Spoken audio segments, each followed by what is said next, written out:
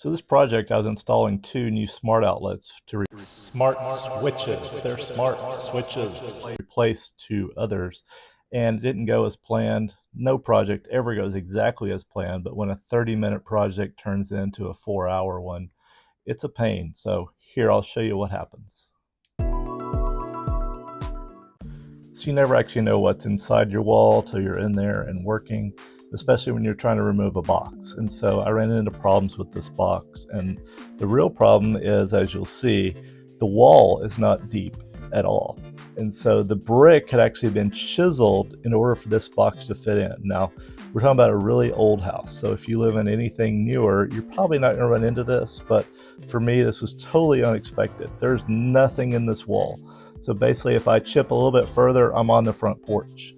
So there's no room for a deeper box, which was my whole plan. My whole plan was to put this plastic box in to give me plenty of depth for my smart devices. But that wasn't going to happen. It was going to have to stick out, and that wouldn't look good at all.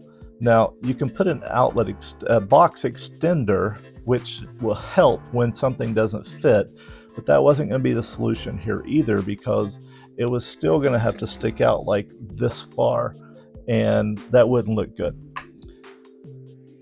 This is an extender for a basement type box, and these are fine in your unfinished places like your garages or your basement, but it's not going to fly in our hallway. So I've used a few of these in other places before, but these Legrand boxes will fit on the wall. They're actually designed to do that. You can run electric cable on the wall with them, and they don't look too bad on the wall. And as I show you the video here of what the box final product looks like, it's okay. I'm satisfied with it. It's not the prettiest in the world, but it's a lot better than a plastic box or a typical gray electric box sticking out. So the project took like 10 times longer than I expected, but hey, that's a project, right?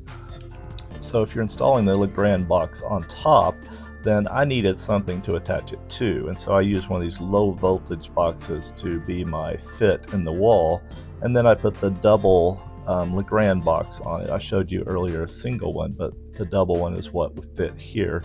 And so I'm always concerned to do things the right way, to be in terms of how the code is written, and to look up how these things ought to be done. Sometimes that's really tough with an old house, because my wiring when I moved in is not up to code. So everything that I work on, I am working with something that was not previously in very good shape. And so this wiring, I actually need to go back and just pull a new wiring through the whole wall.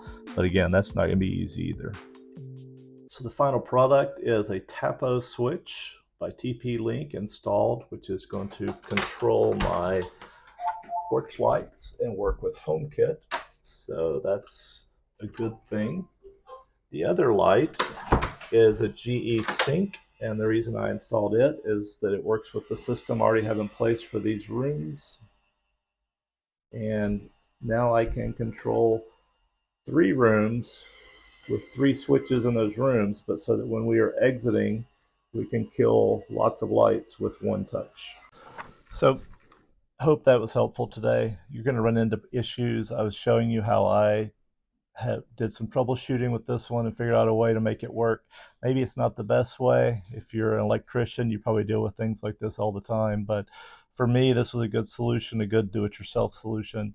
And so I hope you liked today's video. I do a lot of smart home improvement things, so if you would like to subscribe, please do. It's free today. So thanks for watching.